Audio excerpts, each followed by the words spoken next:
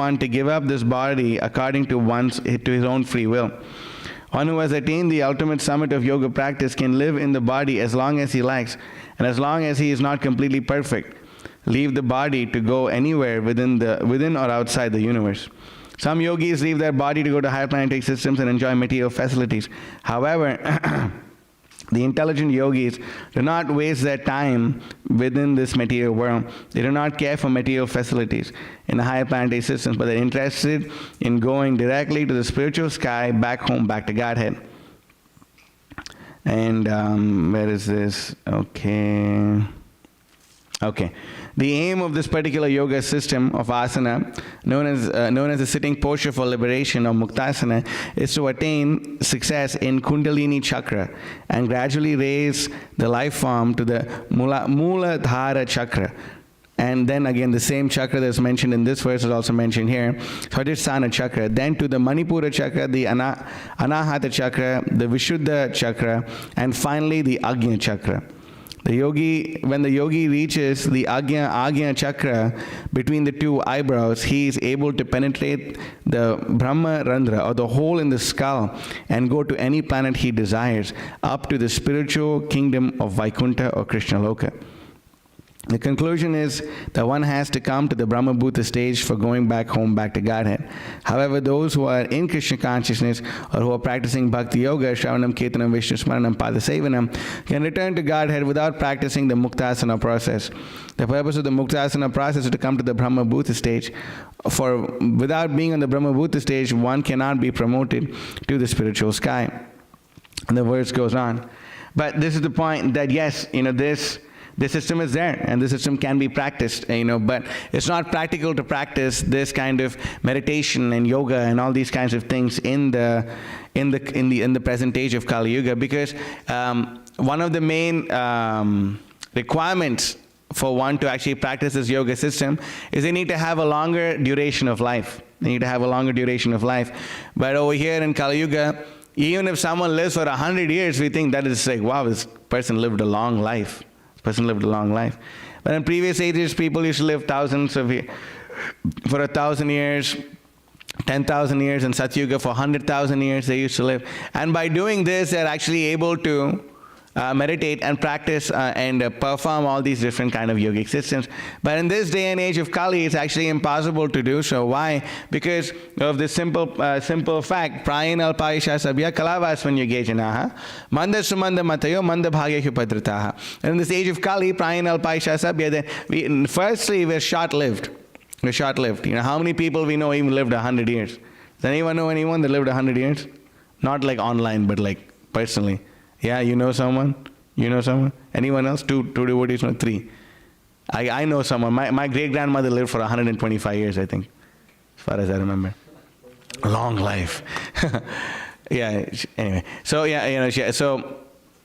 she lived, 125 years. 100, maybe 3 or 4 devotees know. But it's actually like, it's nothing uncommon. It's actually nothing uncommon. Actually, it's short-lived, But as Kali Yuga is progressing, we can see how the average lifespan is actually decreasing. What's the average lifespan now? Anyone know? 60. 60 is the average lifespan. That's so sad. Bhagavatam says 50. In Kali Yuga, you see, actually it'll come down to 30, and anyone who lived up to 30 will be considered an old man. Yeah, like no one makes it past 20 over there, and if you do, you're like an old man. Yeah. That's scary. So we can see this, that the lifespan of people are decreased so much that the average lifespan of people, according to statistics given by Mahabhoga Mataji, is 60. So we can see that how the lifespan of the people are decreasing more and more and more and more. We're short-lived in Kali Yuga. Prayin alpayusha sabhya, alpa ayusha. Kalavasvanyageshana, manda sumanda matayo manda bhagyehu padrataha. So we can see that people's minds are always disturbed, they're always in anxiety, they're lazy, quarrelsome. What is it? Right now it's 76. 76. Right that if you factor in like all the abortions going on, and it goes. Oh, right. And just like a small point, in 1900 it was 47, and 2020 it was 77, and now it's 76. Well, 1900 it was 77 because they only factor America. India is like you don't. Well, in 1900 it 47. 47 in 1900. Oh my God, that's amazing. Okay. Hare Krishna. The Krishna consciousness movement is increasing people's lifespan clearly. So we can see that, this is happening, that the people's lifespan is decreasing and all these things. And also another point is made in the Bhagavatam. I'm trying to find this verse. Maybe, I suspect it's this one, but if it's not, I can just still, I can do more research and find the exact verse. But I remember reading this, that,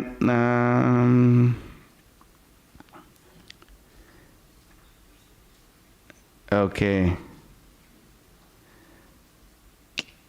I'm not able to pull it up now, but in the 11th canto also, Krishna describes the process of mystic yoga and teaches Uddhava how the mystic yogi follows this process of yoga system, follows a specific yoga system, and learns to break away all their attachments to this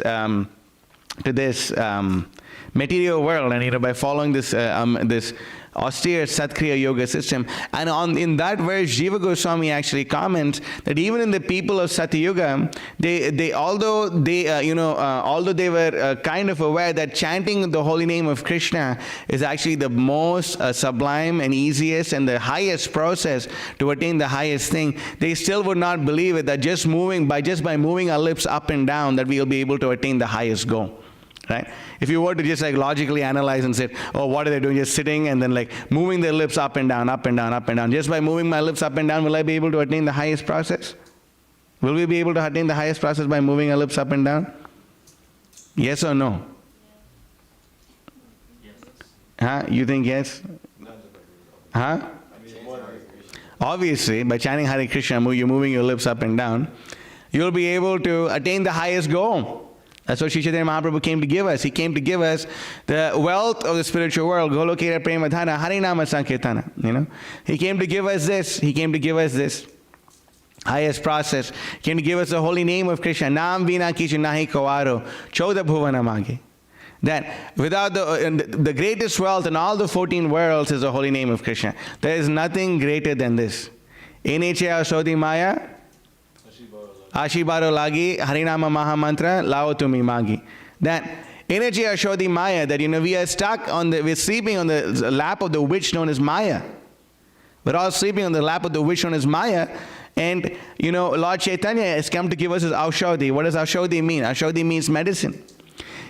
Lord Chaitanya came to give us his medicine of the holy name, of the sweet holy names of the son of Nanda Maharaj and Yashoda Devi. He's come to give us this great process, this great holy name of the Supreme Lord. And because he come to give us the holy name of the Supreme Lord, we should take this holy name and actually care for this gift. Bhakti says, do you not care for this gift? I've come to give you this beautiful holy name. Do you not care for this gift?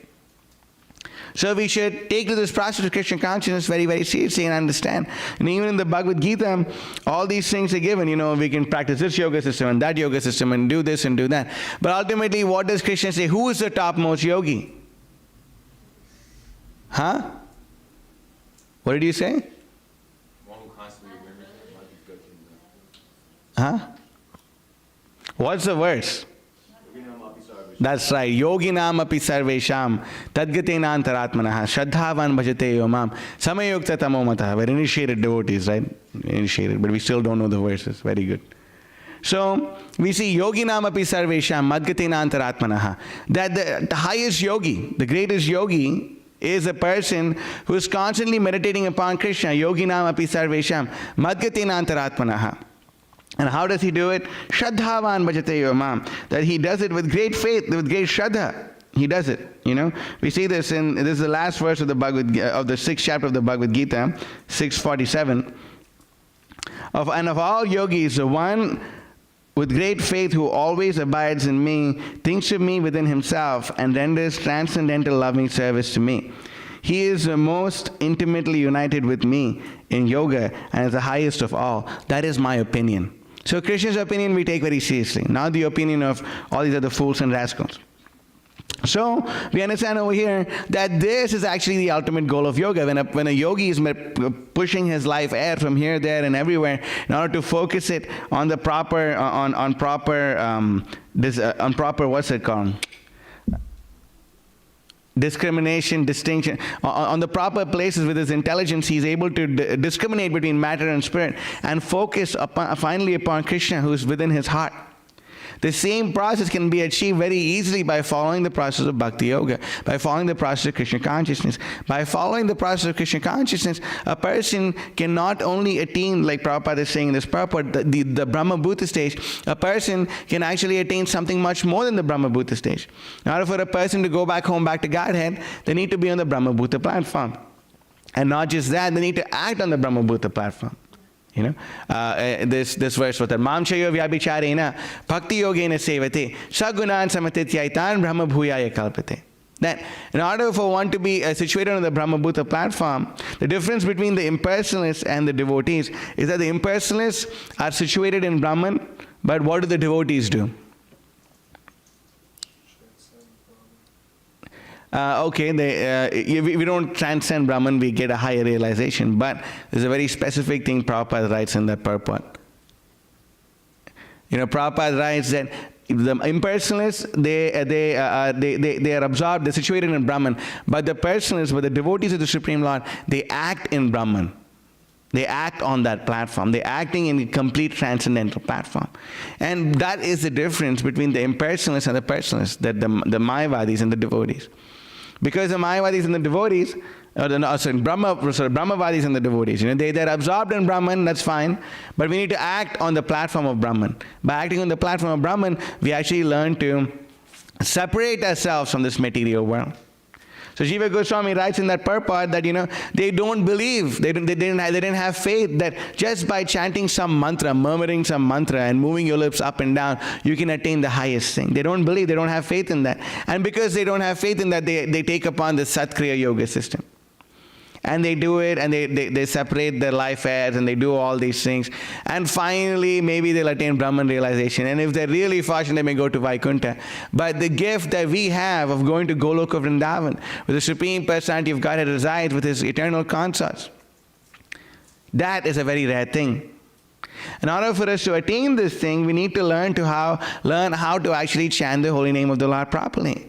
In order for us to learn how to chant the holy name of the Lord properly, we need to actually understand our Guru Parampara. We need to understand what the instructions of the Supreme Lord are, what the instruction of the Guru Parampara is. And by following the instructions of the Guru Parampara, we will actually be able to attain something much higher than what the yogis in the past have attained. We've given this example so many times. Prabhupada was in Kumbh Mela, and there were all these yogis performing all this great austerity, sitting, like some of them just raised their hand up like this for like so many years, and like their hand is all like, rotting, withered away. All these horrible things happen to their hand. They're considered to be great yogis, and they come off every Kumbh Mela to show off how austere they are, and do all these childish things of flaunting their ego and flaunting how long their hair is and doing all this kind of useless things. But Prabhupada said, all these yogis performing so many austerities for so many hundreds of thousands of years or whatever, but we simply make more advancement by simply eating this rasgulla offered to Krishna. Because they are missing the point. They're missing the point that ultimately, devotional service is the ultimate goal of life. Ultimately, surrender to Krishna is the ultimate goal of life. Krishna didn't say abandon all varieties of religion and become a yogi in the Himalayas. No. Krishna said, Sarvadharman parityajya mam eka sharanam vraja. Aham tvam sarva papebhyo mokshayishami matashaha. Sarvadharman parityajya, give up all other activities and mam ekam sharanam vraja. Take shelter of me in Vrindavan. Take shelter of me in Vraja. Krishna is saying this.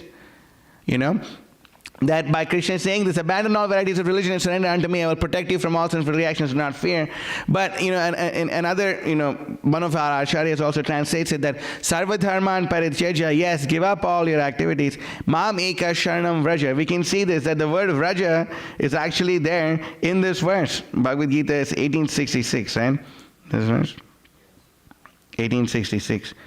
See, Mam ekam sharanam vraja. The word vraja is right there. And Krishna is saying, Mam ekam sharanam vraja. We should just simply take shelter of Krishna in vraja, And this is all there in the Bhagavad Gita. That's the whole purpose of the Bhagavad Gita. The whole purpose of the Krishna consciousness movement is that we can actually become devotees of the Supreme Lord and serve the Supreme Lord to our fullest capacity. But so many people, they have so many misconceptions in this regard, and they make a big farce also of this Satkriya Yoga system. Prabhupada actually spoke about it, and I found it very amazing. Prabhupada spoke about it here.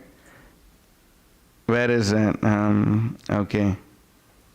So, nowadays it's very fashionable for so many great yogis and all that to say, I'm meditating upon the lotus in my mind.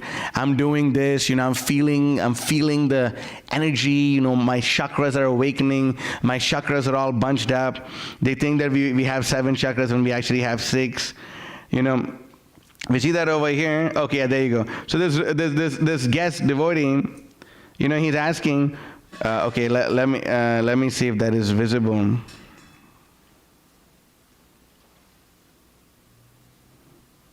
Okay, so here you go.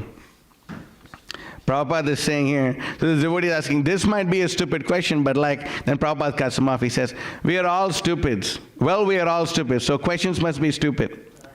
Yes, in yoga, I've heard a lot about Prabhupada. He again cuts him off. Yes, because we are stupids, we must have. Just like he says, I have heard in the street, you see. We have to hear everything from Krishna, then it's perfect.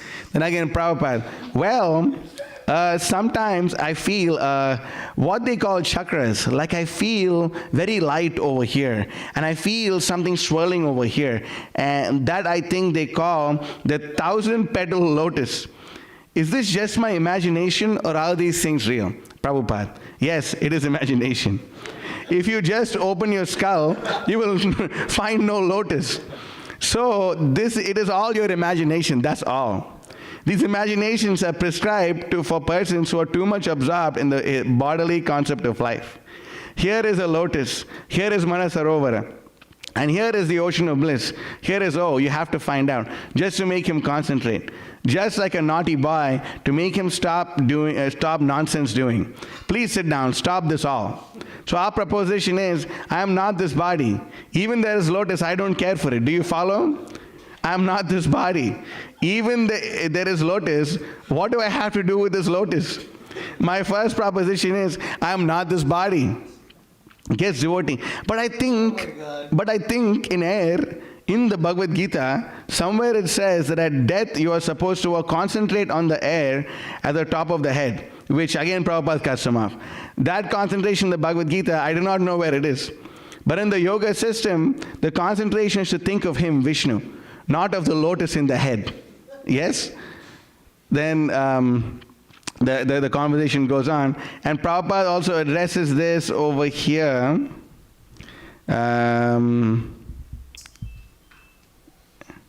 Yes, Indian Reporter.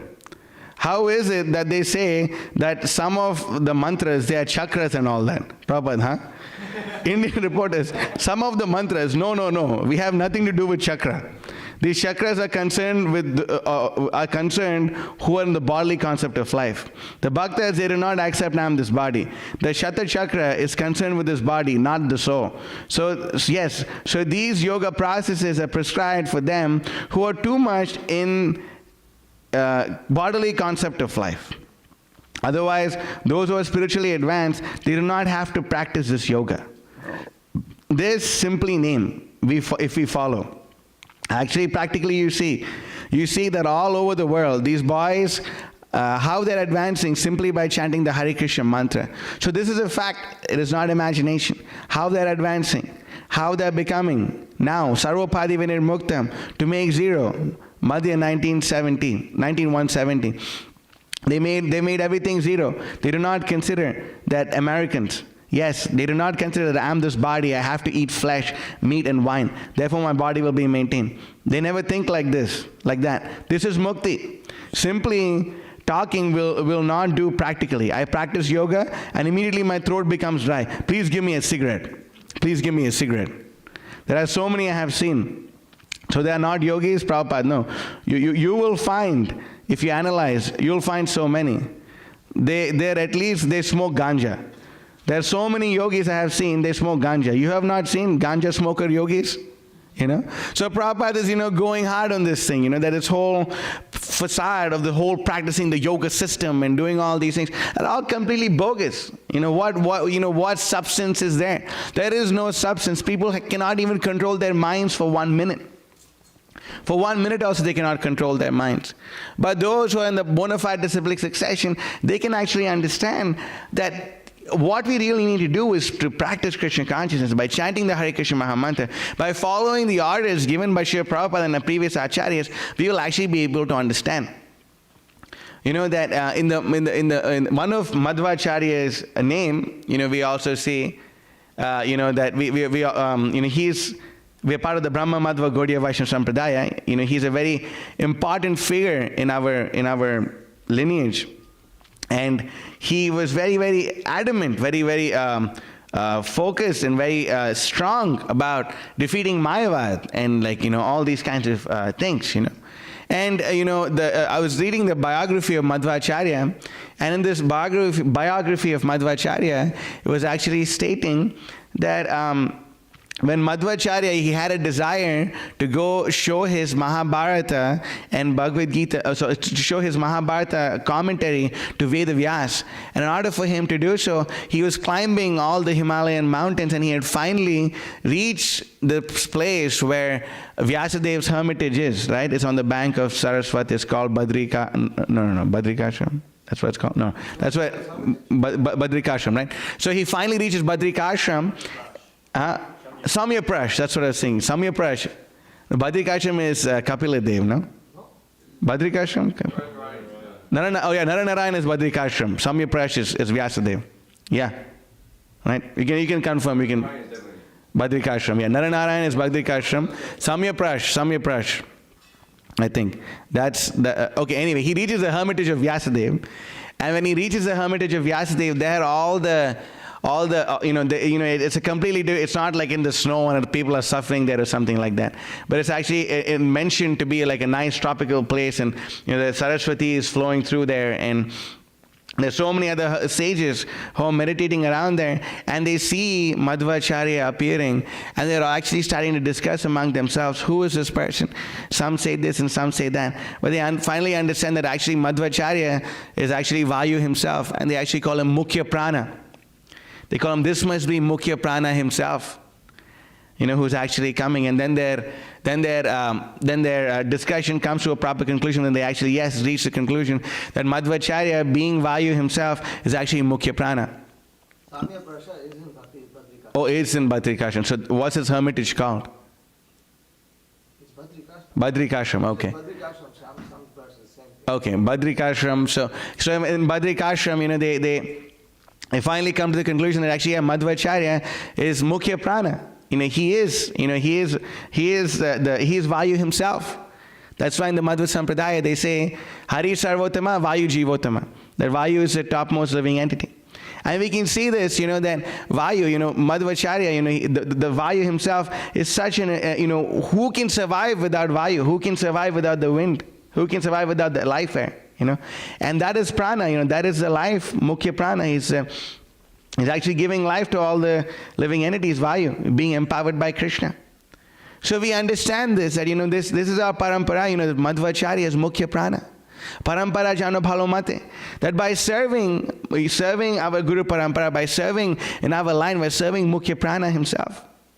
By serving them, we're actually doing the highest benefit. What to speak of, focusing our life on this chakra and that chakra. By serving these great personalities, we can actually break free from the cycle of birth and death once and for all. We can actually attain the topmost benefit of doing this. And all these acharyas are present with us. They're with us more than any other material relationship we have. We can think we have a stronger bond with our mother or with our father or with our karmi friends or this or that. But actually we have our strongest relationship with the Guru Parampara, because this relationship is eternal. The minute we are seriously we are accepted as, so we take to the process of Krishna consciousness seriously, and we take to the process of initiation very, very seriously, and at that point of time, we are actually connected. We are having an eternal connection with all our Guru Parampara, all the members of our Guru Parampara. Parampara Jano Bhalomate. I remember when I was shooting books in Chicago one time, and things were going really good. It was just the half day, not even half day. It was like we started only at 11 o'clock, and it was 2 o'clock, and we had already distributed 17 Bhagavatam sets. We thought this is growing really good. It's going so amazing.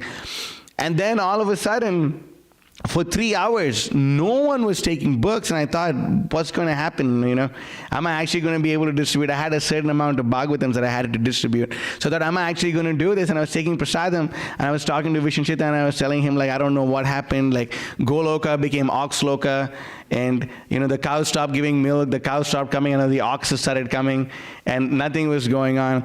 And then, I thought, I was determined, I had the tenacity to, try no matter what. And I was really focusing and trying, and every time I got a no, the more enthusiastic I got, and I thought, okay, I'm really going to go for it. And I was very seriously praying to Krishna, thinking, what do I need to do? So at that point of time, I was distributing this Bhagavatam set to a particular person, and then I remembered this description of Madhvacharya being Mukhya Prana, and then I was praying to Madhva. I prayed to Madhvacharya that, my dear Madhva, you are Mukhya Prana. You are such an important person. You're giving this person ability to breathe. So if you can please kindly convince him to please take the Srimad Bhagavatam set, then that'll be the perfection of my life. And it happened, and it worked once. Then it worked again, and it worked again, and it worked again. And in a matter of 2 hours, I distributed 20 Bhagavatams more, and I broke that record at that point of time. But all that was because, of praying to the Guru Parampara, of understanding that we are part of this disciplic succession. So we need to understand this. Yes, the life air and all these things are there, but this is the most important thing, that by practicing Krishna consciousness, we can actually transcend this material world. Mamshaya vyabhicharena bhakti yogena sevate ta saguna samatityaitan brahma bhuyaya kalpate. That's why what's recommended in the Bhagavad Gita is avyabhichareni bhakti. That bhakti that is not like that of a prostitute. Bhakti that is not okay, I take shelter of Krishna sometimes, and I take shelter of my bank account, my intelligence, my mother, my father, or I take shelter of Krishna sometimes. The rest of the time I take shelter of all the fallible soldiers of this material world. No. The Bhagavad Gita recommends that we need to have firm bhakti. We need to be fixed in our devotional service to Krishna, and Krishna alone. One of my favorite quotes, my second favorite quote of Bhaktisiddhanta Saraswati Thakur is, if you put everything in God's hand, you will see God's hand in everything.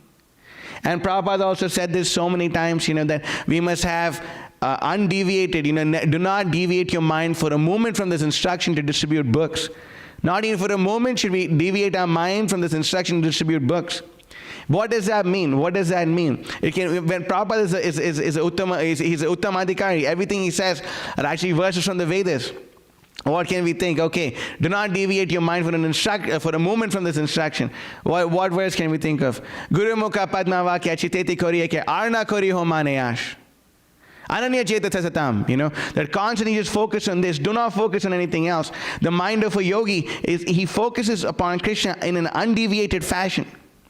The gopis in the disciplic succession, they're constantly meditating about Krishna so much, and they come together and they're thinking we got to figure out something. We're thinking too much about Krishna. How can we forget Krishna?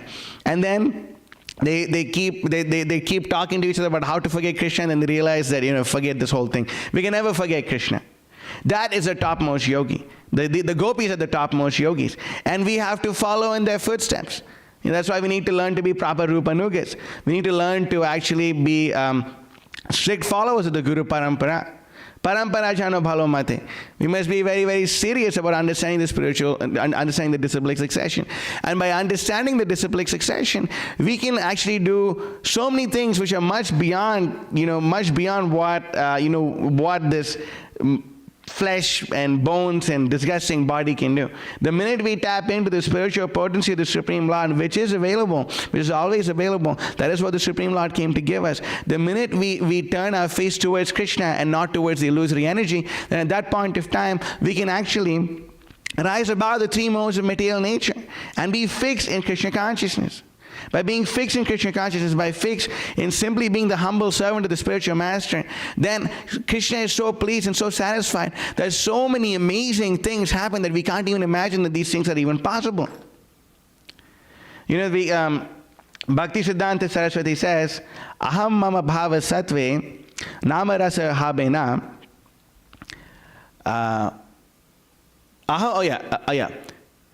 Bhoga buddhi chadile aprakrita nahaina. That the minute we give up this aham mama bhava, unless a person does not give up this aham mama bhava, they will not be able to taste this rasa of the holy name. Unless a person is able to give up this conception of I and mine, a person will not be able to enjoy will not be able to taste the nama rasa, the pure nectar of the holy name.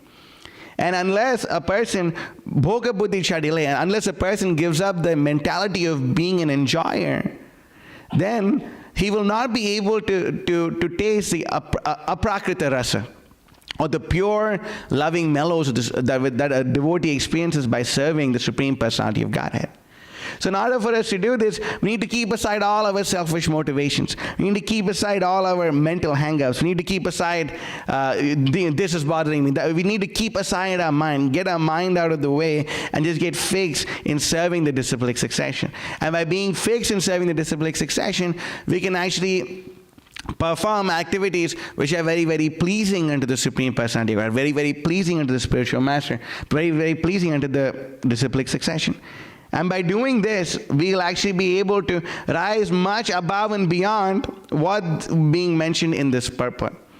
Much above and beyond. We'll be able to have realization of the personal aspect of the Supreme Personality of Godhead, Krishna.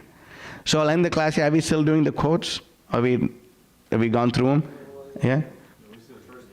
But towards the end, could you just pull it up and tell me where we are? You have it? No one has it. Okay. I have to pull this up.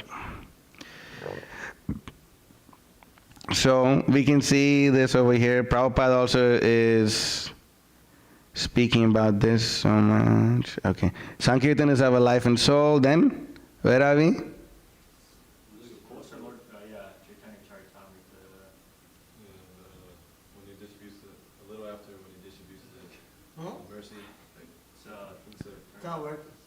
It's not working. Okay.